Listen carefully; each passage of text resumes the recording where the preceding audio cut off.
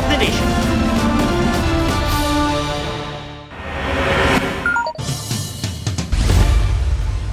Pagliko ng fuel tankers sa National Highway sa Amlan, Negros Oriental, biglang sumulpot at sumalpok ang isang motorsiklo. Inimatay ang rider sa lakas ng impact. Naisugod siya sa ospital at nasa mabuti ng lagay. Sumuko naman ang driver ng tanker na wala pang pahayag.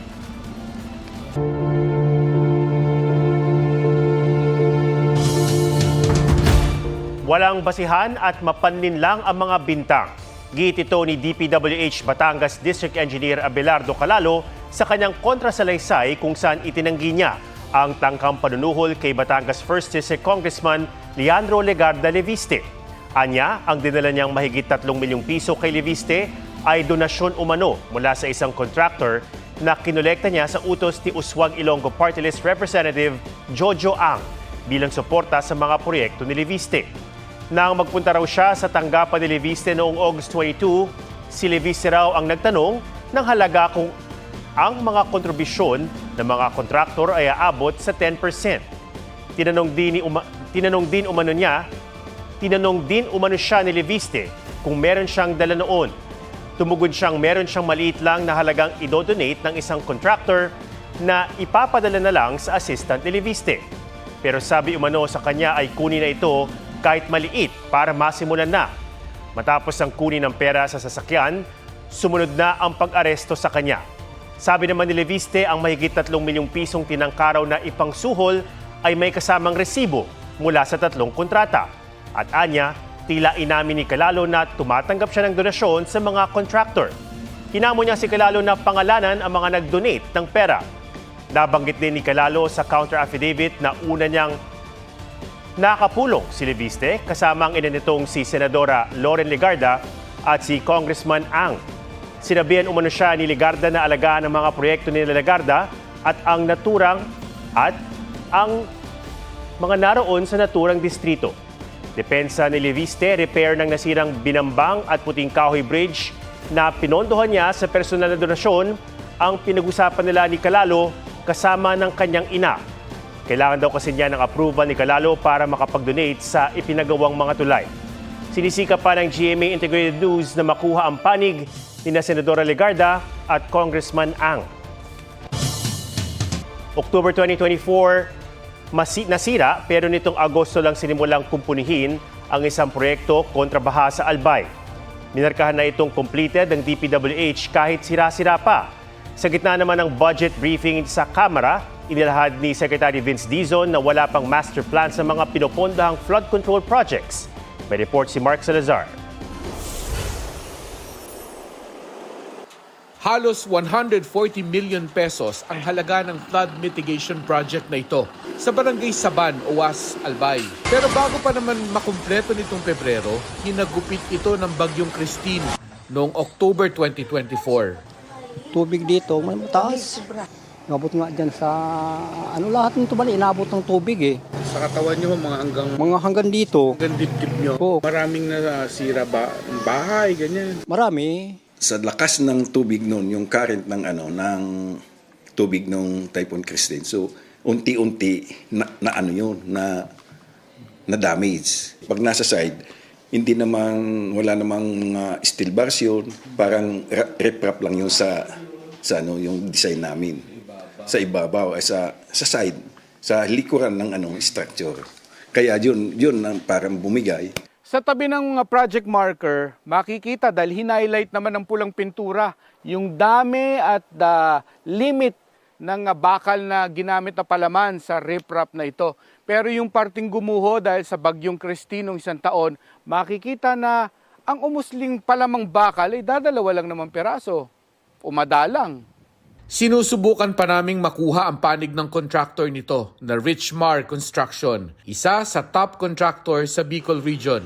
Sa pagsusuri ng DPWH Albay 3rd District Engineering Office, lumabas na compliant naman sa disenyo ang proyekto, kaya markado itong completed. Wala namang deficient sa design.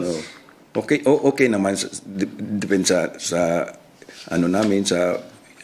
project engineer na kasi pina-inspection ko naman yun. Pinatatapos ng DPWH sa Richmar ang proyekto na 2 weeks ago pa sinimulan ang pagkukumpuni.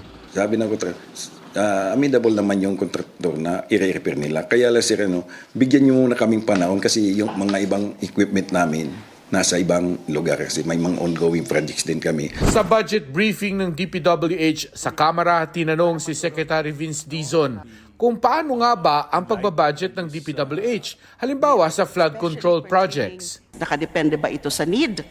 Baka naman sa laki ng kickback. To be quite honest, I don't think there is a master plan or there is a basis. So it's quite arbitrary. Pinare-review na ng Pangulo sa DPWH ang mahigit 800 billion pesos na hinihingi nitong budget para sa 2026. Para kay House Appropriations Committee Chairperson Micaela Swansing, ang dapat lang pondohan ay mga proyekto sa bahain talagang lugar. Dalawa po yung criteria natin. One, dapat po red siya, tagged as a red zone in Project NOAA. And second po, hihingan po natin ng Regional Flood Mitigation Plan. Ayon kay Secretary Dizon, dapat nakabatay sa scientific study ang pagpopondo. Yung science credible.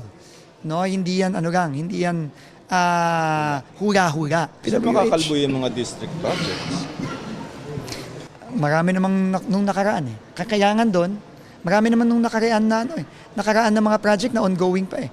Hanggang September 12 ang palugit ng mga mambabata sa DPWH para isumite ang kanilang revised budget. Sa labas ng Kamara, nauwi sa pamamato ang pagkalampag ng mga rallyista para managot ang mga nangurakot umano sa pondo ng bayan. Sa gusali naman ng St. Gerard Construction sa Pasig, sumugod ulit ang ilang grupo na nagbihis multo pa at may mukha ng mga kontraktor. Simbolo raw ng ghost projects ng DPWH. Dito po kami dahil kami po ay sumisigaw, nagmamakaawa ng pananagutan. Hindi na pwedeng muro investigations. Payapang natapos ang protesta na binantayan ng Pasig Police. Ang mga rallyista naman na nagpintura sa gate at bakod sa gusali kahapon na mula sa ibang grupo, tukoy na at iahabla ng mga diskaya. Malicious mischief, vandalism, unjust vexation, and also alarms on the scandal. Malaya po silang makapagpahayag ng kanilang saloobin. Huwag tayong gagamit ng dahas, pananakot at kung anumang paninira ng propiedad kagaya po nung nakaraang rally. Kusa na rin daw isinuko ng mga diskaya ang 16 pa nilang luxury vehicles bukod sa 12 sinelyuhan at kinordonan kahapon ng Bureau of Customs. Kompleto at natipo na sa St. Gerard Building ang 28 luxury cars tugma sa bilang na binanggit ni Sara Diskaya sa Senado. Hindi na sila pwedeng galawin, buksan o gamitin at babantayan ng mga officers ng customs. May 2 minibus na iniharang sa mga ito para pansalag sakaling batuhin ng rallyista. Sabi ng abogado ng mga diskaya, dadalo mag-asawang Curly at Sara sa Senate hearing sa Lunes bilang pagsunod sa sabina sa kanila. Mark Salazar, nagbabalita para sa GMA Integrated News. Napinsala ng landslide ang 7 ektaryang sakahan sa Labason, Zamboanga del Norte. Ayon sa MDRRMO, natabunan ng lupa ang 2 magsasakang nagpapahinga raw sa kubo matapos manguha ng kopra. Na-recover na ang labi ng 35 anyos na lalaking magsasaka. Pahirap pa naman ang paghahanap sa isa pang biktima dahil sa mga pag-ulan at patuloy na paggalaw ng lupa. Ayon sa Pag-asa, thunderstorm ang nagpapaulan sa Mindanao nitong mga nakaraang araw. Posible pang magtuloy-tuloy ang masamang panahon ngayong weekend dahil sa low pressure area, habagat at localized thunderstorms. As of 8 p.m., mataas ang tsansa na maging bagyo ang binabantayang LPA sa loob ng Philippine Area of Responsibility sa loob ng 24 oras. Huli ang namataan 190 kilometers west-southwest of Sinait, Ilocos Sur. Bukod sa LPA, iiral pa rin ng habagat. Posible rin ang thunderstorms.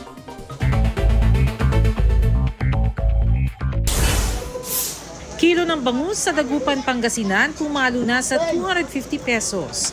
Mahigit 1 buwan na raw nararanasan sa bangus capital ng bansa ang mataas na presyo mula ng manalasa ang sunod-sunod na bagyo. Ayon sa ilang nagtitinda, kumonti raw ang supply ng bangus dahil sa bagyo. Ang pagmahal ng pagkain gaya ng gulay at isda ang isa sa mga nagpataas ng inflation rate nitong Agosto sa 1.5% kumpara sa 0.9% noong Hulyo, ayon sa Philippine Statistics Authority. Mga bumbero sa Maynila na peke sa pagresponde sa sunog. Gawa raw ng AI or Artificial Intelligence ang larawan ng nasusunog na truck na ipinadala raw ng isang online follower ng Recto Volunteers sa kanilang group chat. Hinahanap namin at nakita naman namin yung truck na buo naman. Ang AI, pala mo, parang totoo na talaga eh. Ang maling sumbong ng sunog itinuturing na unjust vexation sa Revised Penal Code at may multang 50,000 pesos sa ilalim ng Revised Fire Code of the Philippines of 2008. Pangulong Bongbong Marcos dumipensang ipinasara ang Siquijor Island Power Corporation o SIPCOR dahil pangit ang serbisyo at hindi napabuti ang sitwasyon. Nauna nang sinabi ng SIPCOR na pag-aari ng pamilya Villar na ginagawa nila ang mga maaaring legal na hakbang sa ilalim ng batas. Kanina pinasinayaan ng Pangulo ang 3 bagong power plant sa Siquijor na pinatatakbo ng diesel at kaya mag-supply ng 17.8 megawatts ng kuryente. Bernadette Reyes, nagbabalita para sa GMA Integrated News. Sugatan ng isang junior high school student matapos pagsasaksakin ng 36 anyos na lalaki sa Lapu-Lapu City sa Cebu. Ayon sa pulisya, nilapitan daw ng sospek ang nakatambay na biktima at bigla nitong inundayan ng saksak. Nagpapagaling pa sa ospital ng biktima ang 5 beses sinaksak sa iba't ibang bahagi ng katawan. Agad namang nahuli ang suspect na mahaharap sa reklamong physical injuries. Sinisikap pang makunan siya ng pahayag. Personal na galit ang tinitingnang anggulo ng pulisya.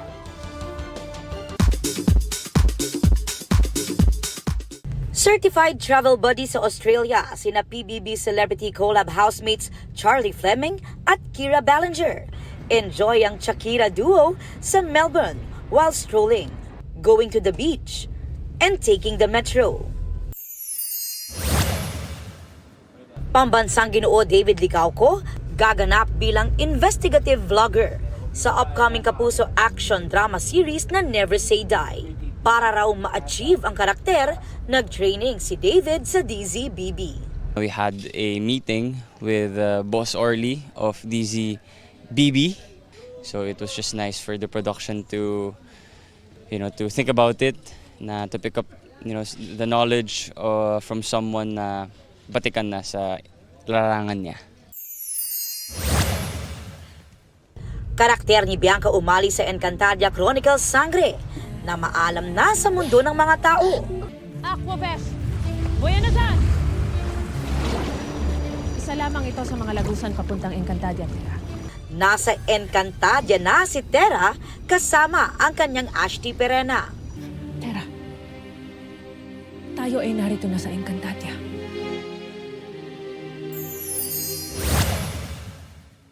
Italian fashion mogul Giorgio Armani pumanaw na sa edad na 91. Bumuhos ang pakikiramay mula sa mga kilalang personalidad sa showbiz, fashion at Italian politics.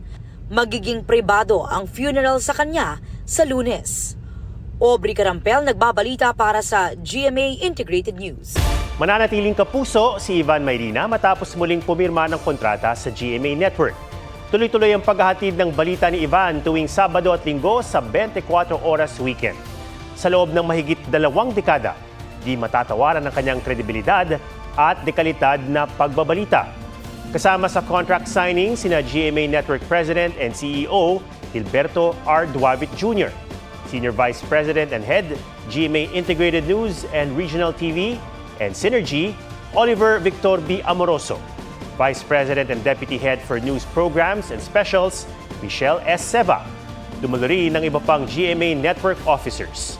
Nagpaabot naman ng mensahe kay Ivan sa isang video message si GMA Network Chairman, Attorney Felipe L. Gozon.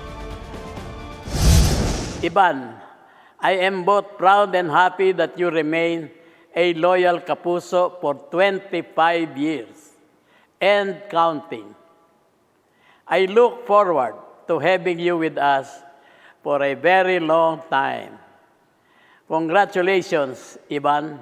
Ikaw sa pananaw ko at sa pananaw namin lahat ay isang tunay, tapat at haligi ng serbisyong totoo. Isang ehemplo na magpapatuloy na magbibigay sigla at inspirasyon sa mga katulad mong media practitioner. Pirming handa si Ivan na tumindig bilang isang mamamahayag.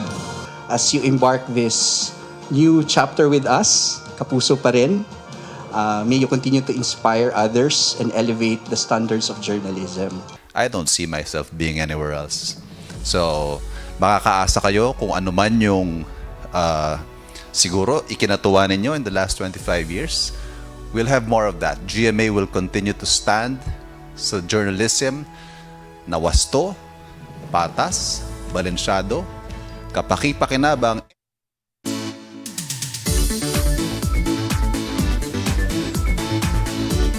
Lunti ang Tanawi na nababalot ng snow, shrine sa tuktok at dam na mala pelikula. Ilan lang yan sa nakita ng isang Pinoy hiker sa isa sa itinuturing na banal na bundok sa Japan, ang Mount Tate. G tayo dyan sa report ni Rafi Tima.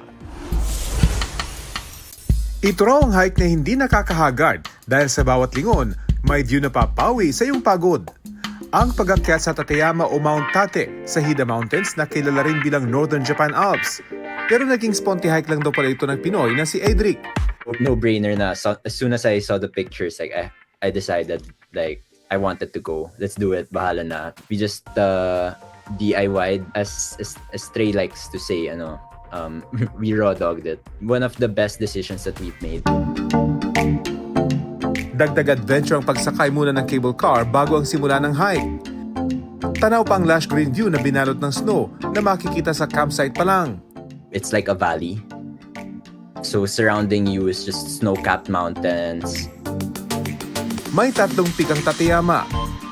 Kabilang ang Onanjiyama na pinakatuktok at ang sagradong tuktok na Oyama kung saan may shrine.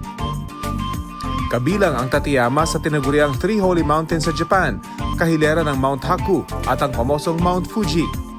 Pero ang Mount Tate raw ang mas madaling akyatin at mas scenic kaysa Mount Fuji. You really see the scale of the mountain because it's beside other mountains as well. So you're just surrounded with huge mountains. What was difficult with this one, you're crossing 6 different mountains in one day. So it's not just paakyat then pababa. Makikita rin dito ang Karobi Dam, ang pinakamataas na arch dam sa Japan na paboritong tanawin ng mga bisita. Is something off of a movie or a dream talaga. Rafi Tima nagbabalita para sa GMA Integrated News. Yan po ang State of the Nation para sa mas malaking misyon at para sa mas malawak na paglilingkod sa bayan. Ako si Ato Maraulio mula sa GMA Integrated News, ang News Authority ng Pilipino.